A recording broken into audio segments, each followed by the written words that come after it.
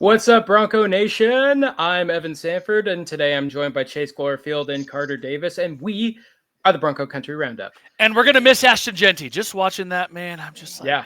Well, speak for yourself. I'm going to get to see him live in Green Bay on April 24th because he's going to go in the first round, and yours truly is going to be there in the stands. Not sure if I'm going to be repping Seahawks gear or Boise State Bronco gear. Just yet. I might do one of each. I don't know. Yeah, that hype for Genty is going up, man. Like he's done nothing but improve it. It's been fun to see. I've seen him jump from like random picks in the teens to going number 6 overall to the Raiders. Yeah, I'm hearing a lot of hype for the Raiders. I can't think of a more perfect place for him to go. You got Pete Carroll, who loves his running backs. A bad situation at all. Yeah, I mean it's not a terrible team, but you know, anyways, moving on. Ladies and gentlemen, we have been gone for a little bit longer than anticipated, a longer stretch, but there hasn't been as much to talk about until, recently. There is a good amount to talk about. So we'll get to the I bet you can guess what our main segment is. We'll get to that later. I'll keep no spoilers, Evan. No spoilers. Yeah, I'm gonna keep that a surprise for now. We've got basketball, a little bit of a farewell address, and then some spring game stuff to cover first. So, basketball, Chase, real quick before we talk about the Broncos' glorious win today. Do you have the bracket group? I do. Let me pull that thing up right here. I took a screenshot of our results or where we stand right now. So MD Custer, you are in the lead right now. Hey, looks like you picked Houston to win. If you were a guy who picks all chalk, meaning you like the favored teams, this was your year. He's killing it right now. Michael's doing okay. Bronco Jimmy. I'm hanging in there. I got Duke, but man, I had Duke beating Michigan State. But yeah, there's the standings. Yep. And if you're an idiot like me who picked all the number 1 seeds to lose before like the Elite 8, you pick St. John's to win, then you end up at the bottom. Well, this guy girlfriend doesn't know ball. Well, apparently you don't either because you picked Tennessee. Oh, sorry, couldn't help it. I always try to fight against picking all the number 1 seeds, and I'm pretty sure this year I gave in. And on one of the ones I did, and I'm solid so far. This is only the second time it's ever happened. The last time was 2008. That 4 number 1 seeds made the Final Four. So get this, my brackets overall, generally speaking, I'm ranging around 17% because I picked St. John's to win. Terrible bracket. But on my women's bracket, I'm 92%. Nice. I am crushing it on the women's side. I feel like the women's side is easier. All the games I saw at the beginning. There's not I feel like at the beginning it was always like, oh, UConn won by 35. I did not just pick the Blue Bloods and roll. There's not as much parity in the women's game, right? Like, okay, you shut your mouth, guys. I'm feeling good. Feels like, and it's getting there. Like I think it's getting there's more and more parity, but yeah, let's take one more look at this. And again, we'll update this. I know the Final Four are coming up in a week or so. The championship will be a week from today, right? And the winner gets some airtime on the podcast. Yeah, you can come on with us, or you can record something, whichever. And also shout out to my wife holding up last place. She picked mascots. So UCLA, that's tough. Like which one is cutest, or like which one would win in a fight? You know, which one? I think cutest. Yeah, how was UCLA the cutest logo? She just liked their bear. One time I picked based on what mascot would taste the best barbecued. Oh, and I did not do very well. I was about to say that leads towards cannibalism. Well, yeah, you kind of had to take that into account. I don't do well anyway, so I was like, let's try something new. How would a demon deacon taste? What is a demon deacon? That's the Wake Forest mascot. See, that's one we're like, is that cannibalism? Like, what is it? You know, there's some questions. Well, what is, first off, let's break down what is a deacon. It's a religious figure. So then it's a possessed religious figure. Yes. Oh. Or maybe it's a demon that serves as a deacon in like some satanic. I don't know. Anyway. anyways. Viewers, put it in the comment section below. What mascot? It's like, go off the cuff here. Like, don't give me Texas. That's too easy. But what mascot would taste the best barbecued? Colorado State. Colorado State. A Longhorn. Longhorn. Yeah, don't give me Texas. Have to. No, boo! Don't just be need lame. to get a school to change its name to like the McNeese State Wagyu Beefs or something like Wagyu beefs, Kobe beefs. Yeah, or who from the Mountain West would you rather eat? Yeah. Not an Aztec. And also, what's Aggie? Well, what's an Aggie? Because there's I thought it was a cow. Well, then if you look at New Mexico State, it's a cowboy with guns. Like it's okay, but New Mexico State's Cowboys. Aggie I thought was cow. They have like those cow uniforms. Was short for it's short for agricultural, and then they each take out its own like dumb name. It's very dumb. I agree. Anyway, man, we just can't help. We just can't help it, can we? No. All right.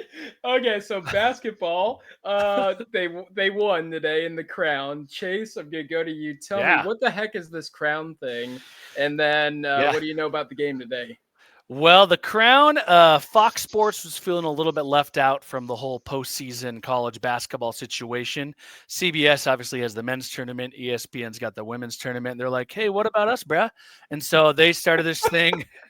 It's all centralized in Las Vegas, which I think that appealed to Boise State. Oh yeah, quite a bit. It's at the MGM Grand Arena, which is a cool place. I've been to a concert there. They wheel in pieces of the court and put the basketball court together. And the idea here is there's a bunch of NIL money and kind of NIL fame available for the team that wins this tournament. There's 16 teams. And Boise State had one of the top seeds and kicked off with George Washington University from where's George Virginia. Washington? Close. Well, I already know the answer. Yeah. I don't know. It's Washington, D.C. Oh. Which, if you think about it, that does make sense. Makes sense. Yeah. Yeah, we talked about it before the podcast. Otherwise, that would have been good. I probably would have guessed like Mount Vernon or something. I would guess somewhere east is for sure is what I think everyone was leaning toward.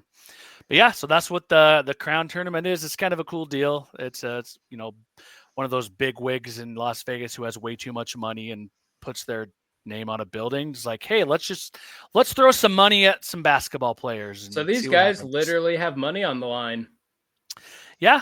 I bet we're seeing some spirited play. Straight NIL money available is what it said. So, oh, speaking of NIL money, and I totally forgot to mention this, but Andrew Simpson transferred. Yeah. Yeah, he did. Totally forgot about that. Yep. That got lost in today's news. But yes, Andrew Simpson is transferring. There is no word as to why or where. We know why. Straight cash, homie. Yeah. We got to have a youth movement at the linebacker. Plenty of conversations with family and people contacting the family to contact Andrew to offer millions of dollars. We should see where he ends up for sure. So, Watch it be TCU. But anyways, just a little salt in there. All right. Funny. Moving on. So hold on. So Boise State did win today. Yep. Sorry, Boise State did beat George Washington by 30.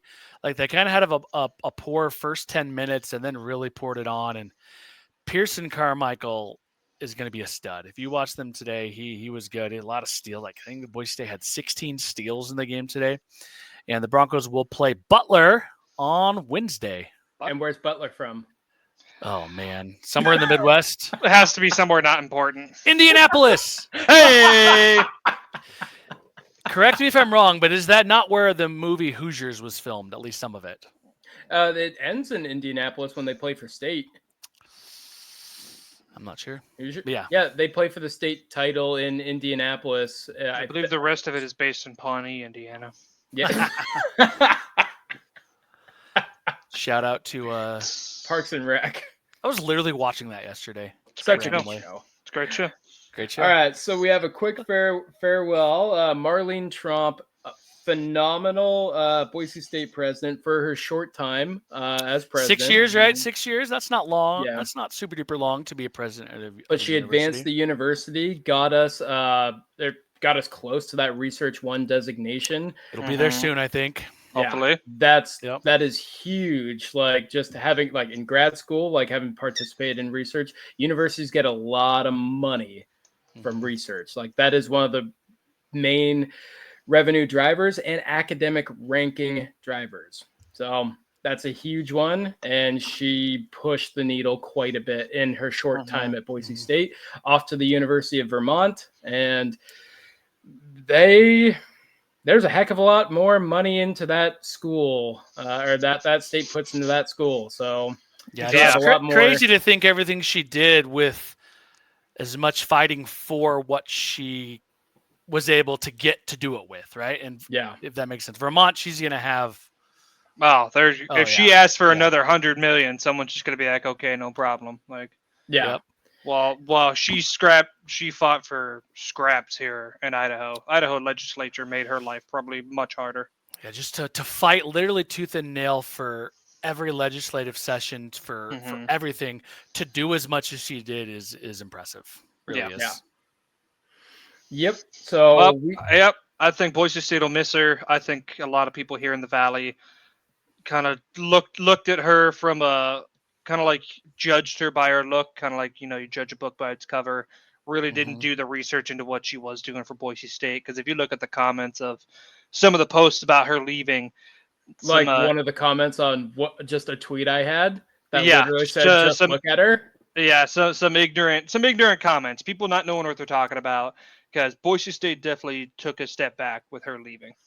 Yeah, it'll be interesting to see who they get, what kind of personality, or what type of things the new president will fight for and try to establish and do at the university. Hopefully it's a continuation, but I don't know.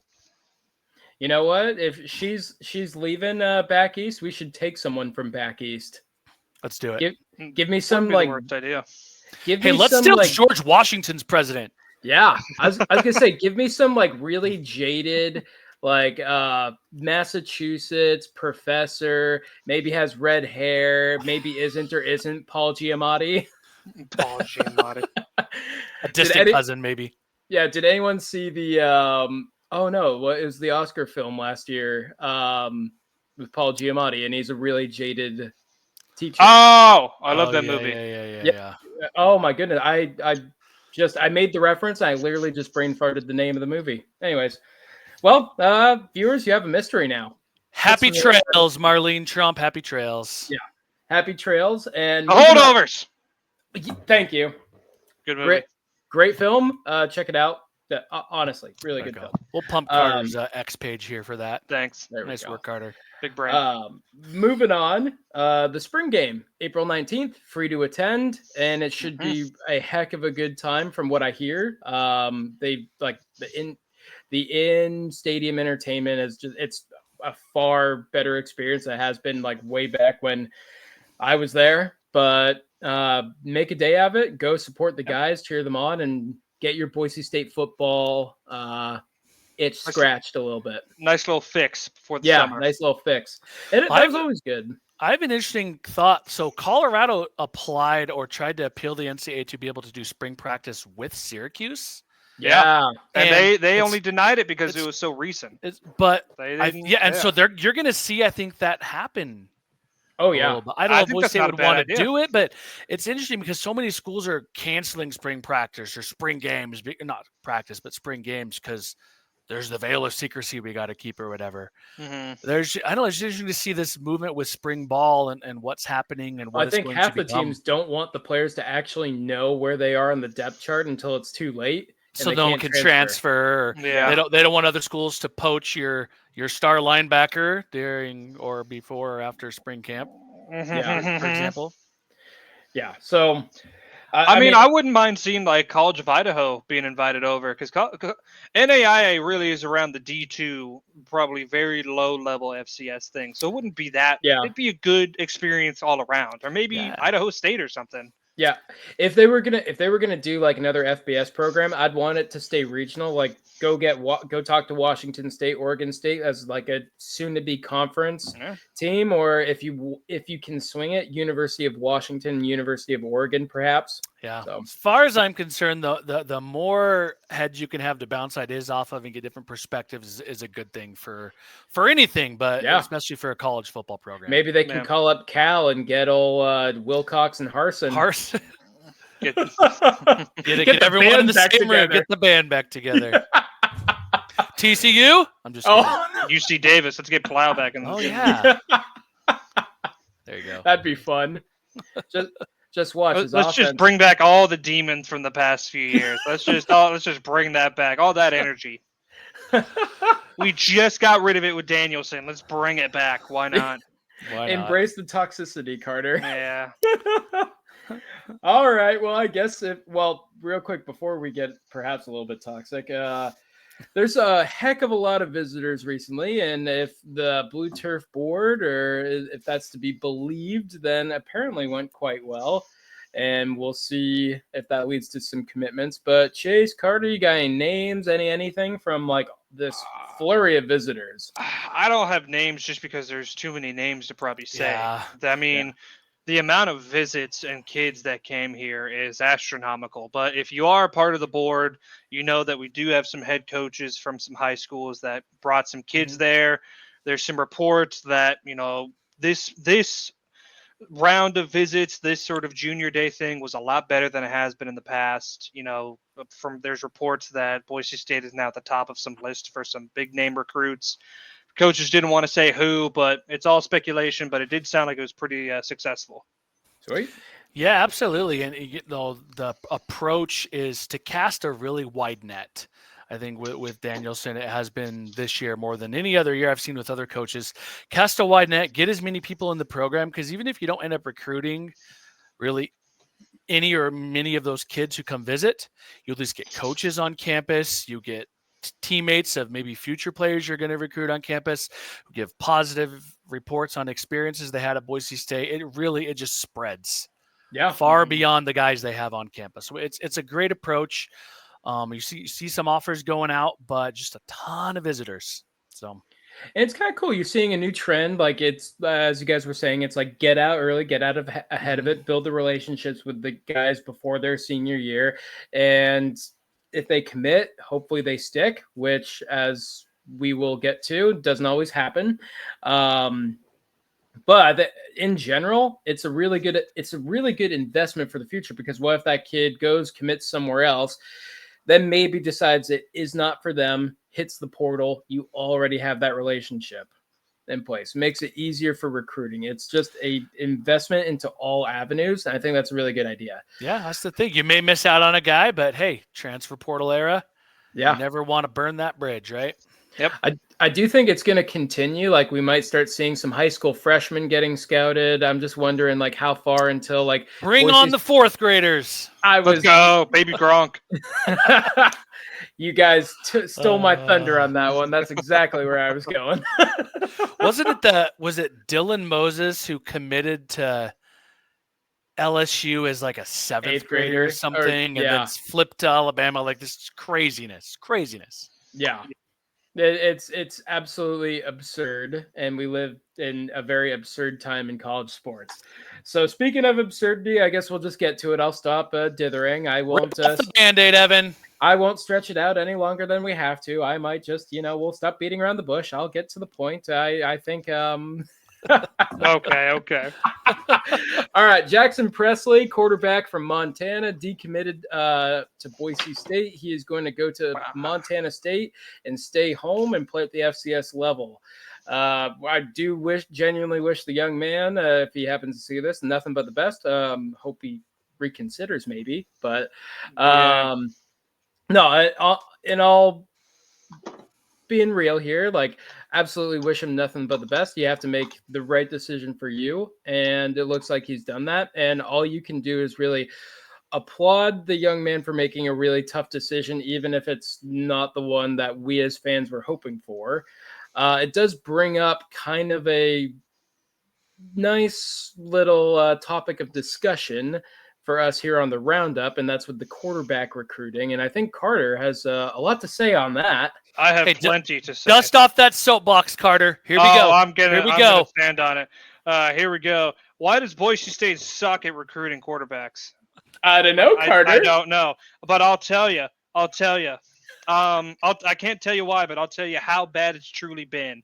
There's going to be a blast from the past for everybody here that listens to this. But if you want to debate about like top Boise State quarterbacks, we could have that debate. But I think everyone here can agree that Brett Rippon, probably top 5, top 10 quarterbacks here at Boise State, right?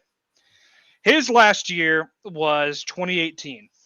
He left the program in 2018 to go to the NFL. 7 years ago, people. Yep. And today at work, I decided to look at the recruiting of quarterbacks versus the recruiting of running backs because went down the rabbit hole. I went down the rabbit hole because Boise State recently has had a very successful string of recruiting running backs.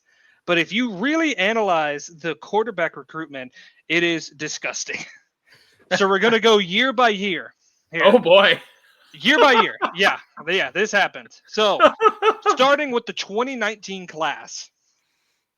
In 2019, Hank Bachmeier committed to Boise State. In the same class, Boise State landed George Halani and Tyler Crow. Hank Bachmeier transferred. Tyler Crow's that old, man. That's crazy. Tyler Crow's that old. And I get Tyler Crow isn't like a typical running back. That guy is the embodiment of the blue-collar mentality. So I'm counting him as one of the top running backs for this because he deserves it. And he perfected the mullet while he was on campus. He was fantastic. He was a Swiss Army knife for us, so absolutely. But go on. Yeah, so Hank Bachmeier transferred. 2020, we didn't pick up a running back or a quarterback, so moved on to 2021. In 2021, we picked up 2 quarterback recruits, Taylon Green and Colton Fitzgerald. Neither of them are still on the team. They both transferred as well. Taylon went to Arkansas. Colton went to Georgia Southern. Oh, I thought it was – who went to – oh, that was Hank. Louisiana Tech was in my mind. Yep, Hank went to Louisiana Tech. Okay, so we didn't pick up a running back from 21. So 3 quarterbacks in 3 transfer recruitment classes all transferred. Moving on to 22, we picked up Maddox Madsen, starting quarterback. So there's finally somewhat of a success. But even there, some people might not say it's a success. I still get in arguments about him being QB1 this coming season. Well, yeah. But we picked him up when Caden Hauser decommitted. Exactly. And I'll get to decommitments as well. That's listed here. Another one is Sam Vidlak. Does anybody remember Sam Vidlak? Oregon State transfer. Transferred to Boise State. Didn't crack into the starting position or anything like that. Transferred to Montana. I think he left Montana after that. Mm-hmm. Yeah. Weirdly enough, like he didn't look bad when he did play. So I was always wondering what the issue was. 2022 class, we picked up Ashton Genty. I mean, that's just it right there. Moving on to the 23 class, the quarterback for that class. Wait, was Caleb Bennett was in the 22 class, wasn't he? Caleb Bennett was 24. Oh. He's coming up. 23, CJ Tiller, not part of the program anymore. Utah State, is he still there? Yep. I think so. In that class, we picked up Breezy Dubar.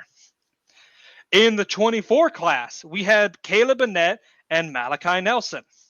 Malachi Nelson obviously just left. In the 24 class, we picked up probably RB1 Sire Gaines. And in the 25 class, we have nobody because Hezekiah Melander decommitted. And in the 25 class for running backs, we have Greg Ard coming from Texas, who is a 4-star running back. Just got upgraded to that 4-star composite. Yep. Oh, there we go. And looking at decommits, like you brought up, Caden Hauser decommitted in 22. I believe he went to Michigan State. He transferred to another program, East Carolina. Yep. So who knows what would have happened there? And this isn't even talking about all the drama with Jack Sears. Isn't talking about all the drama with Henderson during the COVID year and the year after with Hawaii. This is just straight up commitments. So I'm going to make sure I get this right. 1, 2, 3. Out of the 8 quarterback recruits strictly from high school, 6 of them have left the program. So I truly don't know what is going on with Boise State and quarterback recruitment and why all the magic is towards running back, but something needs to be fixed. There is no reason that all of these high school recruits should be transferring out and leaving the quarterback position the way that it is. I don't know who to blame for it, because this is three separate coaching staffs all pieced together. You have the end of Harsin, the beginning of Avalos, going into the beginning of Danielson. And it's just three separate coaching staffs cannot seem to keep a quarterback either on the team or even committed to the program. But at the same vein, you get probably a top 7, top 6 running back pick. You get George Halani, who's in the NFL, Tyler Crow, who legit, like I said before, puts off the blue collar mentality. You have Breezy Dubar, Sire Gaines, a two-headed monster coming into this season, and you have another Texas running back coming behind them. So what is it about Boise State that we can do running backs, but we can't do quarterbacks? I don't get it. And people could be saying, oh, Jackson Presley is going to stay in Montana. It's his decommitment isn't that big of a deal because it is early on, but it's just another block stacked on top this constant building problem that is the quarterback position. I think part of the issue, and I'm glad you brought up the old coaching staffs, because I think part of the issue is you go back to 2019. Brian Harsin, it's his second to last season. 2019, who was the offensive coordinator? It was not Zach Hill. It was it Eric Keesaw? No, Keesaw. I think Keesaw. So. And then who stuck around for 2020, followed Brian Harsin to Auburn to be like the wide receivers coach again or something. Then you've got 2021, Tim Plow. Then 2022, it's Plow / Karter. 2023, Bush Hamden. 2024, Karter, who doesn't recruit. 2025, Nate Potter. So you have a revolving door of offensive coordinators, quarterback coaches. It's like they're having trouble building relationships with these kids, which goes back to us talking about junior day. You got to build the relationships with the kid, get that trust, get that, I guess, sense of belonging or whatnot. Mm-hmm. Then the coach goes and leaves, and whether they committed or were already on campus, that relationship changes, that dynamic changes, that feeling changes. So then, okay, maybe I need to go find a new place, and maybe the new coach is like not a good fit. Got to find a new place. So like Maddox Madsen has stuck around, and that's worked out really well for him. And that should be an example of like why sticking around really benefits, because Maddox Madsen is not someone who's projected to start at all for Boise State when he came. Helped lead us to the Fiesta Bowl. Ashton Genty led us to the Fiesta Bowl. Mm-hmm. But like he's the starting quarterback for Boise State, which is the top group of 5 program, and is the biggest of all the small schools. And he is the starting quarterback because he stuck around and he learned. There's merit to it, but you still have to have that relationship. You still have to have the foundation there to make a kid want to stay. And they haven't been doing that. It's been a revolving door since Harsin. No, and I'm with you, Evan. To me, I look at it, Karter, that's interesting, the numbers. I wonder what that's disgusting. Like. I wonder what that's like across the board for college football programs. I don't want to take the time to do that. College football, the quarterback situation where we are now, especially with the transfer portal era, is if I'm not starting, I'm leaving. Screw you guys, I'm going home. Right? Okay. Screw you guys, I'm going home. You guys. And to go along with what Evan was saying, right? You have Bush Hamden, who's about as loyal as Mike Sanford. A gypsy. Yeah, a gypsy, right? Then you have Karter coming in, or Plow, who was made the scapegoat for things, right? He's had great success. I truly feel bad about how our fan base treated Plow. Hindsight. Hindsight, that was awful. And you have a lame duck coach in Andy Avalos, right? It felt like. And then you get an OC coming in and Dirk Karter, who's like, yeah, I'm gonna call some plays, but I ain't recruiting. Yeah. Right. And now you have Zach Hill, the quarterback coach, who would love to recruit, but guess what? Can't do any He can't. off. Yeah, he can't can't off campus stuff, off right? campus recruiting. At least you have Nate Potter there who's willing to do it. Yeah. Are these excuses? Yeah. Are they reasons? Maybe. I don't know, right? I think it could be twofold, excuses and reasons. No, they're absolutely not good reasons, but it adds up. And I look at you bring Zach Hill in, he's the new offensive coordinator. And I was kind of talking to Evan about this earlier. Maybe he looks at Jackson Presley and says, I don't know if he's my QB1 I want in this class. And then maybe Jackson Presley looks at Zach Hill and says, I don't know if that's the guy I want coaching me in college. Mm-hmm. Leighton, can you say hi? This is Leighton. Hi. All right, go play. And so we don't know what happened. We'll never know. Like there's here, I'm flipping to Montana State. That's with his cool signature at the end of the notes app, right? Mm-hmm. That's what we get.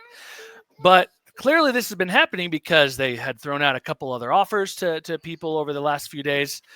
It's been something in the works for a while. Coaches have been known about this. Go play, Leighton.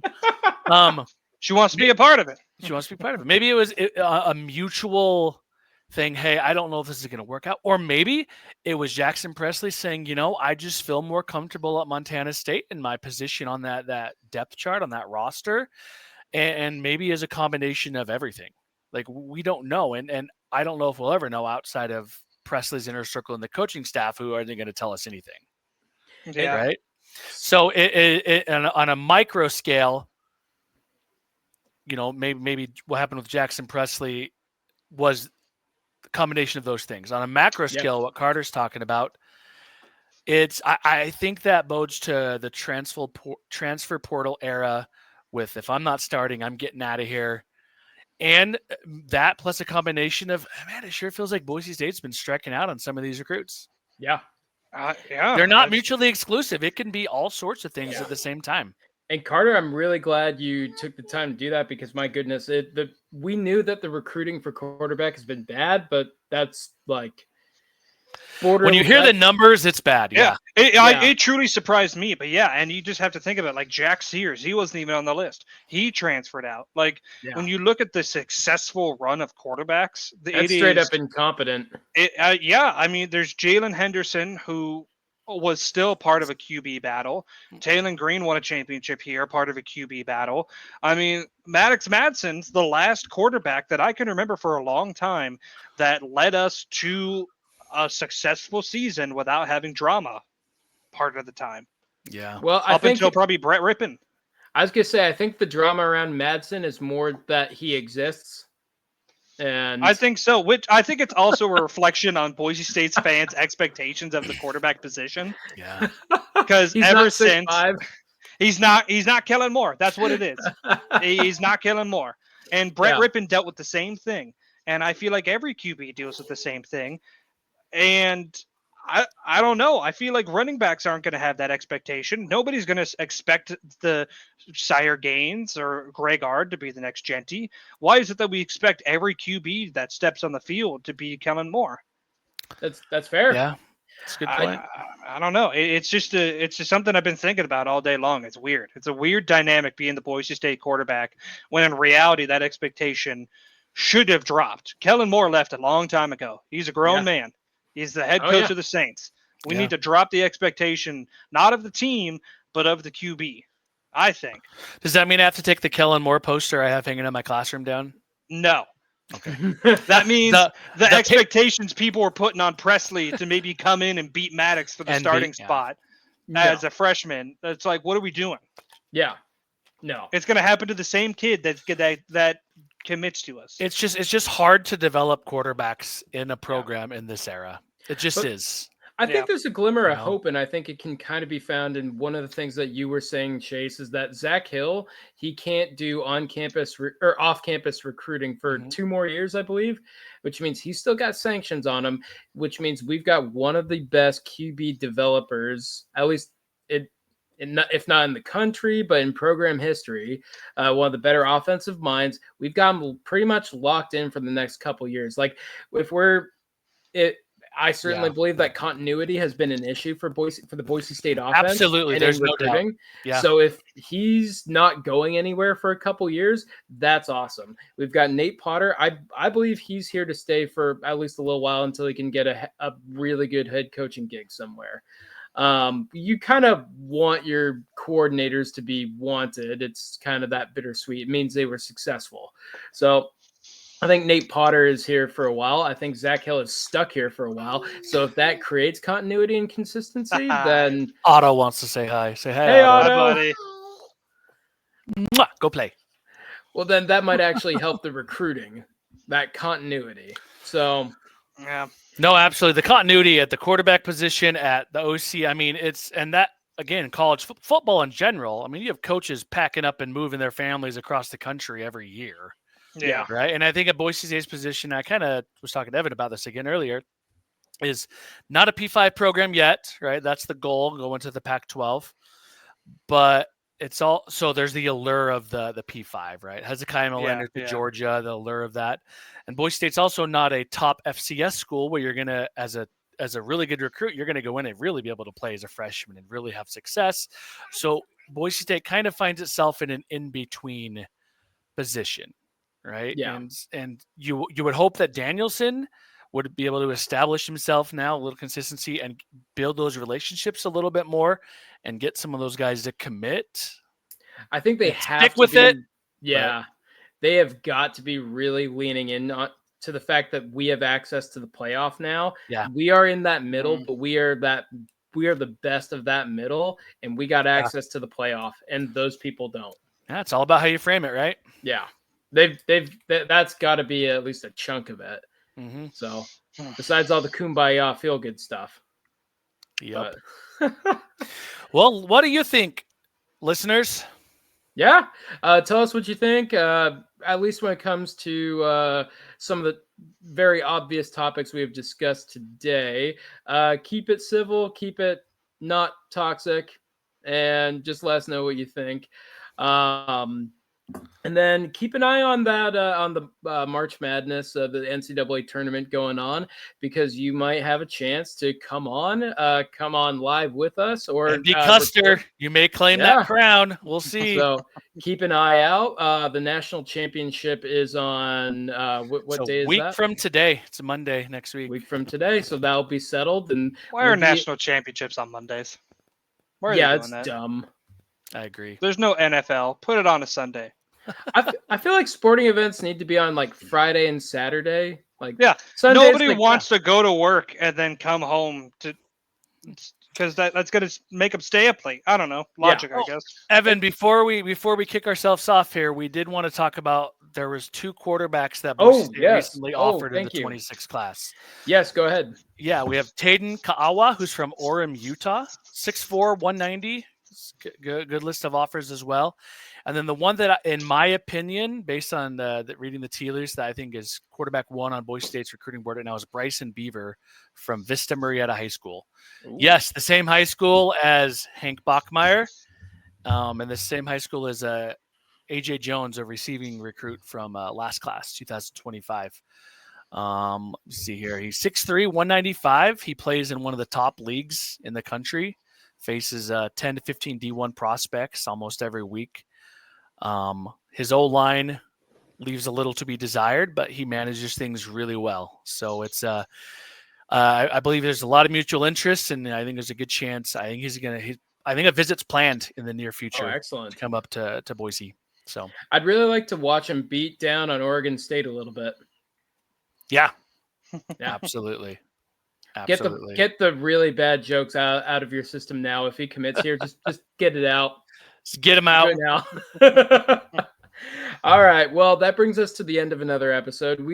As we've said before, we're going to try and film for you guys every other week, but it gets a little tough when there really isn't a whole lot to talk about. I know you guys like hearing our voices, seeing our faces.